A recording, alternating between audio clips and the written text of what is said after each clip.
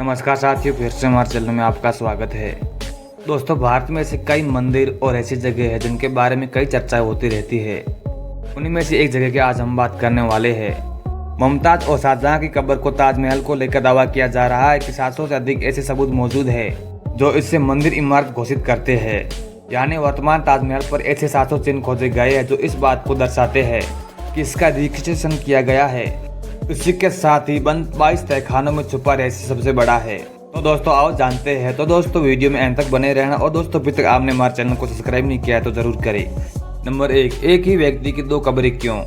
ताजमहल की मुख्य संरचना ठीक बाहर से फर्श पर स्थित एक भूमिगत मार्ग है जिसे जालीदार दरवाजे से बंद कर रखा है। दरवाजे के अंदर इसे लकड़ी के एक बोर्ड से ढक दिया गया है जिसके चलते आप अंदर नहीं देख सकते हैं। हालांकि ताजमहल के अंदर आप जाते हो तो वहाँ एक और विशाल मार्ग है जो नीचे की ओर जाता है। यह भी बंद कर रखा गया है। यहाँ लिखा हुआ है कि कृपया आप यहाँ नहीं रुक सकते हैं। कहते हैं कि वहाँ पर बादशाह शाहजहां और मुमताज की कब्रें हैं। लेकिन यदि देखा जाए तो जब एक कब्र ऊपर है तो दूसरी कब्र नीचे क्यों है? कहा जा रहा है कि ऊपर कक्ष और नीचे भूमिगत कक्ष दोनों ही सफेद संगमरमर से बना हुआ है। ताजमहल के पीछे कभी कोई नहीं जाता है जहाँ पर यमुना नदी बह रही है। नदी की ओर देखने में समझ आता है कि ताजमहल यहाँ का विशाल एक आधार है। कई फीट ऊंचा बेस है। यह आधार सफेद संगमरमर से नहीं बल्कि लाल बलुआ पत्थरों से बना हुआ है। नंबर 2, पीछे की भूमिगत दरवाजा। नदी के किनारे पीछे जो आधार बना हुआ है, पीछे ध्यान से देखने पर इसी आधार के बीच में एक बड़ा दरवाजा दिखाई देता है। दरअसल यह प्रवेश द्वारों में से एक है जो ताजमहल के भूमिगत क्षेत्र में जाता है। मार्विन एच मिल्स नाम एक अमेरिकन वास्तुशास्त्री ने 1974 में इसकी पुष्टि की तस्वीरें ली थी जिसमें लकड़ी के दरवाजे लगे हुए थे जिनमें ताला लगा हुआ था। उन्होंने दरवाजे में से लकड़ी का एक छोटा सा टुकड़ा लिया और उससे रेडियो कार्बन डेटिंग के लिए अमेरिकन प्रयोगशाला में भेजा। लकड़ी से पता चला कि लकड़ी ताजमहल से कम 250 साल पहले की है। कहते हैं कि उस वक्त समाचार पत्रों में यह बात छपने के बाद उस लकड़ी को दरवाजे को तुरंत हटा दिया गया और इस दरवाजे को ईंटों और प्लास्टर से बंद कर दिया गया था। उस वक्त अधिकारियों द्वारा यह पुष्टिकरण दिया गया कि यहाँ पर राजा और रानी के भूमिगत शव है। यदि वे वातावरण के संपर्क में आए तो दूषित हो जाएंगे। इसी वजह से बेसमेंट के सभी द्वारों को पूरी तरह से सील बंद कर दिया गया है। हालांकि यह अजीब पुष्टिकरण है क्योंकि ताजमहल के चारों ओर फर्श वेंटिलेशन सॉफ्ट या कहे कि झरोखे से भरा है जहां से हवा सीधी भूमिगत जाती है। यदि आप इन वेंटिलेशन से भीतर देखोगे तो यहाँ अंधेरे के अलावा और कुछ नहीं नजर आता है। यदि ऐसा ही था कि हवा नहीं जाने देनी थी तो इन झरोखों को एक ही कक्ष तक पहुंचने के कई मार्गों बनाए जाने का क्या मतलब है? दरअसल ताजमहल का जो आधार है वह ताजमहल की सदियों पहले बनाया गया था। नंबर 3, शाहनामा का खुलासा।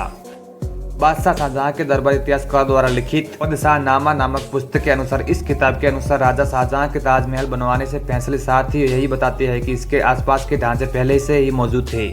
इस किताब में स्पष्ट रूप से उल्लेख मिलता है कि शाहजहां ने ताजमहल को खाली भूमि पर नहीं बनाया था बल्कि जयसिंह नामक एक राजा ने उसके कुश्तैनी महल या हवेली को खरीदा था और फिर उस स्थान पर सफेद संरचना का निर्माण किया था।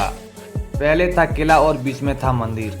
तहखाने और ताजमहल के बाकी संरचनाएं ताजमहल से काफी पहले बनाई गई थी। सभी प्राचीन संरचनाएं लाल पत्थर और ईंटों से बनी है और एक किले से जलती मिलती है। इन्हें शाहजहां द्वारा केवल सिर्फ सफेद संगमरमर को गुंबदों जोड़कर संशोधित करवाया गया था।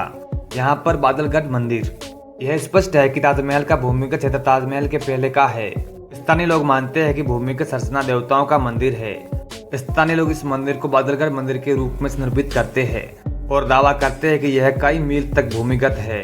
एरियल व्यू से यह पता चलता है कि ताजमहल के आसपास किस तरह की संरचना है और आसपास का खाली क्षेत्र बताता है कि यहाँ भीतर कई मील तक भूमिगत मार्ग हो सकते हैं। आगरा का किला। ताजमहल से महज 2 मील की दूरी पर स्थित आगरा का किला है जिसका मूल नाम पहले बादलगढ़ था। यहाँ स्थित एक शिलालेख पर लिखे लेख से इसकी पुष्टि होती है।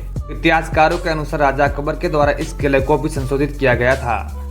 कहते हैं कि ताजमहल का निर्माण 1155 में सन राजा परमवर्दी के शासनकाल में हुआ था। पहले यह महल 3 गुंबदों वाला था।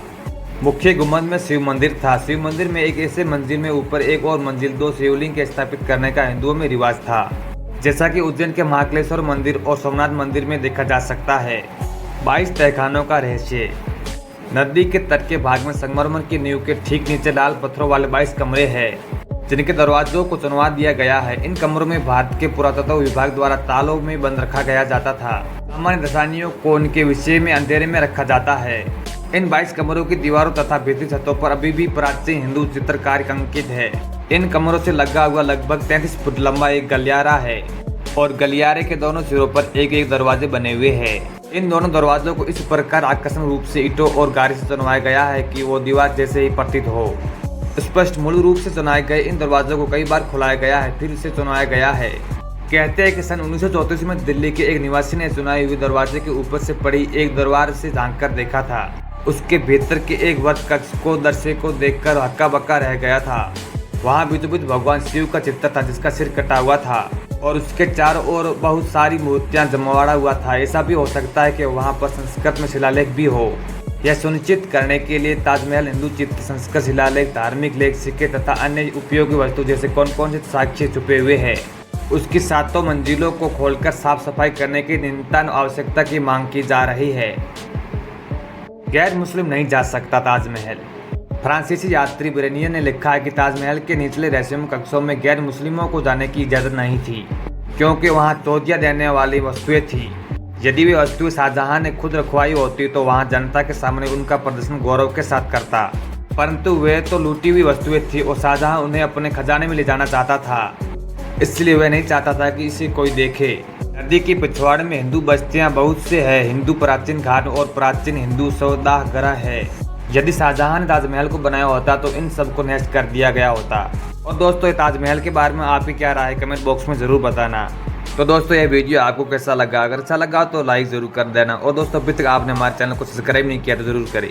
जय हिंद, जय भारत।